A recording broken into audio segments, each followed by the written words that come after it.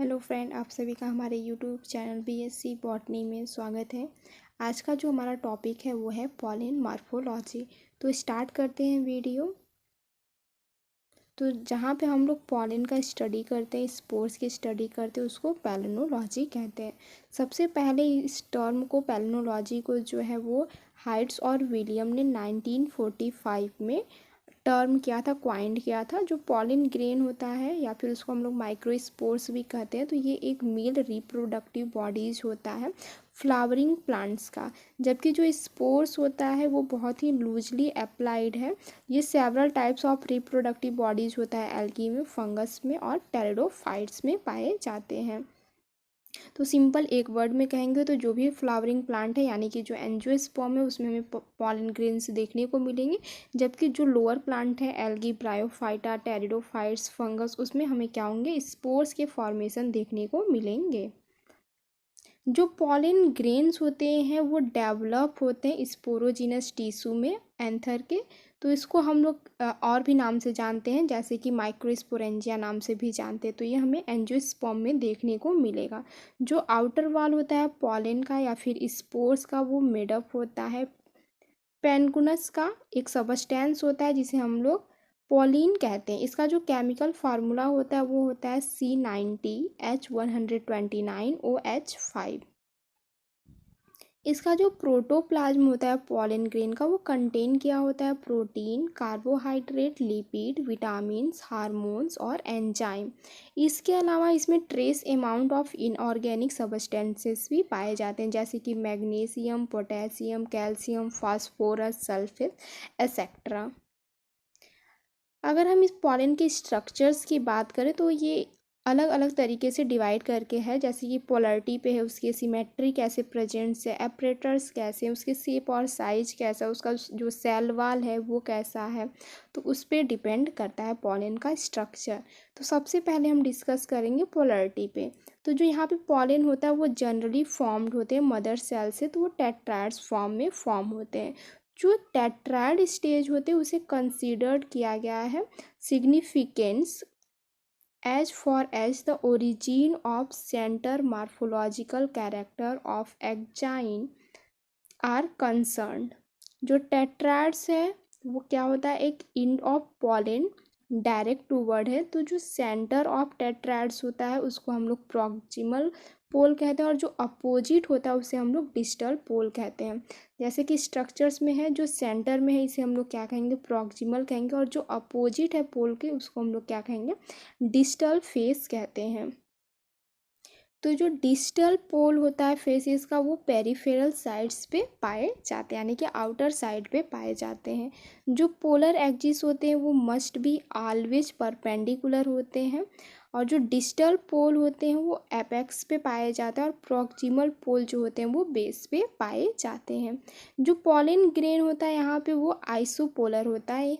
अगर वहाँ पे हमें दो डिफरेंट फेसेस देखने को मिलेंगे तो उसे हम लोग हेट्रोपोलर कहते हैं। अगर हम सिमेट्री की बात करें तो यहाँ पे पॉलिन जो प्रोसेस होते हैं, दो टाइप्स के सिमेट्री देखने को मिलता है, बाइलेटरल और रेडियल सिमेट्री। कभी कभी हमें यहाँ पे फिलामेंटस पॉलिन ग्रेन्स भी देखने को मिलता है। अपर्चर्स, इसमें क्या होता है, जो एक्साइन पॉलिन ग्रेन होता है वो प्रोवाइड करता है विथ अपर्चर्स के साथ। तो वो क्या होता है, थिन हो जाता है या फिर मोर और लेस डेंसली क्या हो जाता है, डी एलिमेटेड एरिया होता है, जो कि फॉर्म्ड करता है एक हाइलिन मेम्ब्रेन का। जो अपर्चर्स होता है ये आइदर इलोंगेटेड या फिर सर्कुलर होता है। तो ये बोथ ऑफ विच आउटर और इनर सरफेस पर प्रेजेंट होते हैं, जिसे हम लोग कॉन्ग्रुएंट कहते हैं। समटाइम्स क्या होता है कि ये कॉन्ग्रुएंट जो होते हैं प्रेजेंट नहीं होते, तो उस टाइम हम इसे कंपाउंड अपर्चर्स कहते हैं। अगर हम अपर्चर्स की स्टडी की बात करें तो इसमें क्या होता है कि जो नंबर होते हैं उसको एन से डिनोट किया जाता है, पोजीशन जो होता है पी से, और जो कैरेक्टर होता है उसको सी से डिनोट किया जाता है। इसीलिए इसको NPC सिस्टम के नाम से भी जाना जाता है। इस डायग्राम में देखा जा सकता है जो N है उसको नंबर, P पोजीशन और C कैरेक्टर को डिनोट कर रहा है। अगर पॉलन ग्रेन जो होता है वो विदाउट एपरेचर्स होता है तो उसे हम लोग एट्रीम कहते हैं और उसे N0 से डिनोट करते हैं। जबकि बाकी सब ये डिपेंड करता है कि कितने नंबर्स एपरेचर्स के प्रेजेंट है तो उसके हिसाब से उसको नेमिंग दिया गया है। जैसे अगर सिंगल एपरेचर्स प्रेजेंट हो गए तो उसको मोनोट्रीम या फिर N1 से डिनोट किया जाएगा। दो एपरेचर्स प्रेजेंट होंगे तो उसको डाइट्रीम या फिर N2 से डिनोट किया जाएगा। तीन प्रेजेंट होंगे तो उसको ट्राइट्रीम, चार होंगे तो टेट्राट्रिम, ऐसे ही बाकी सबको डिनोट किया जाता है। सिमिलरली जैसे नंबर डिनोट किए जा रहे थे वैसे ही पोजीशंस को भी डिनोट किए जाते हैं। तो ये 7 कैटेगराइज में होता है। ये P0 से P6 तक होते हैं। तो इसमें होता क्या है कि अगर अपर्चर्स जो होते हैं वो प्रॉक्सिमल फेस पे प्रेजेंट होते हैं तो उसको केटाट्रिम कहते हैं। अगर डिस्टल फेस पे प्रेजेंट होते हैं तो उसको एनाट्रिम कहते हैं। अगर ये इक्वेटर पोजीशंस पे पाए जाते हैं एपरेचर्स तो उसको जोनोट्रिम, यानी कि बीच में सेंटर में पाए जाएंगे तो उसको जोनोट्रिम कहते हैं।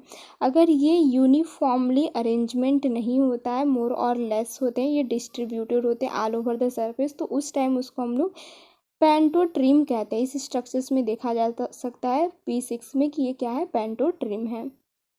अगर हम इसके शेप और साइज़ की बात करें तो नॉर्मली क्या होता है, स्पीसीज़ टू स्पीसीज़ जो है साइज और शेप इसका वेरीज करता है पॉलन ग्रेन का। तो ये नॉर्मली 5 mm से 200 mm तक रेंज करता है।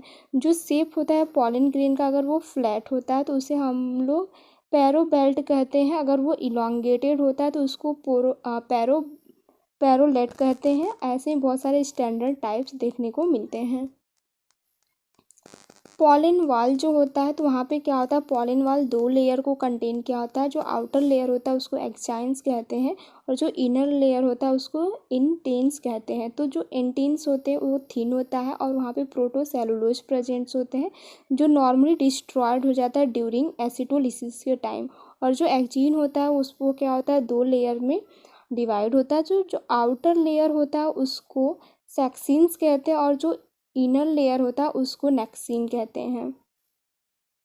पॉलन ग्रेन जर्मिनेशन, तो इसमें जर्मिनेशन जो होता है पॉलन ग्रेन का, इसमें बहुत सारे नॉर्मली क्या होता है, जो मेल होता है वो इम्पॉर्टेंट रोल जो होता है वो प्ले करता है। तो जर्मिनेशन में क्या होता है, सबसे पहले जो मॉर्फोजेनेसिस है तो वो पॉलन ग्रेन क्या होता है, डिस्चार्ज करता है गैमेट्स को और वो एम्ब्रियो सैक को रीच करता है और फर्टिलाइजेशन का जो प्रोसेस है वो टेक प्लेस करता है।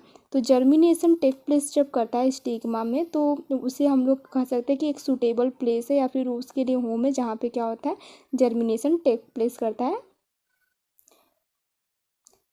जब जर्मिनेशन होता है तो वहाँ पे बहुत सारी चीज़ों का रिक्वायरमेंट होता है स्पीसीज़ टू स्पीसीज़। जैसे कि क्या होता है, कुछ स्पीसीज़ को मॉइस्चर, कार्बोहाइड्रेट, बोरान, कैल्शियम जो होते हैं वो जर्मिनेशन के लिए इसेंशियल होते हैं, नेसेसरी होते हैं। तो सबसे पहले हम देखेंगे इसमें हाइड्रेशन। तो जो पॉलन हाइड्रेशन है वो इसेंशियल होता है, प्री रिक्वेसाइट्स फॉर जर्मिनेशन। इसमें होता क्या है कि जो जर्मिनेशन पर्पस होता है बोथ लिक्विड या सेमी सॉलिड मीडिया, तो वहाँ पे ये सक्सेसफुली यूज होता है। हाइड्रेशन जो होता है लिक्विड मीडियम में may be completely with in a few minute या फिर समटाइम्स इन सेकंड में हो जाता है जर्मिनेशन। कार्बोहाइड्रेट सोर्स की बात करूँ तो उसमें सुक्रोज सबसे बेस्ट होता है कार्बोहाइड्रेट, जो कि क्या करता है पॉलन जर्मिनेशन और ट्यूब ग्रोथ में क्या करता है, हेल्पफुल होता है।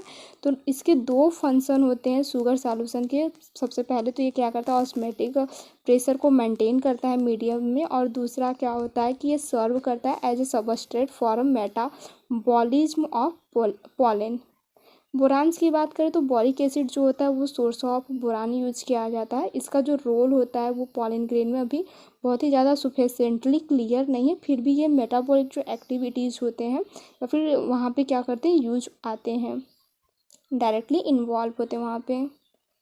Factor affecting the pollination, pollen germination, तो ग्रोथ हार्मोन जैसे कि ऑक्सीन, जिब्रेलिन्स हो गए, वो क्या करेंगे, ग्रोथ हार्मोन को जो है अफेक्ट करते हैं। विटामिन्स और एमिनो एसिड भी अफेक्ट करते हैं। Growth regulator, pesticide, fungicides, insecticides भी क्या करते हैं, अफेक्ट करते हैं पॉलन के जर्मिनेशन को। पॉल्यूटेंट, अगर सॉइल पॉल्यूटेंट है तो भी क्या करेगा, वो अफेक्ट करता है पॉलन के जर्मिनेशन के लिए। आज के लिए बस इतना ही। अगर वीडियो पसंद आए तो हमारे यूट्यूब चैनल को लाइक, शेयर, सब्सक्राइब करना ना भूलें। Thank you.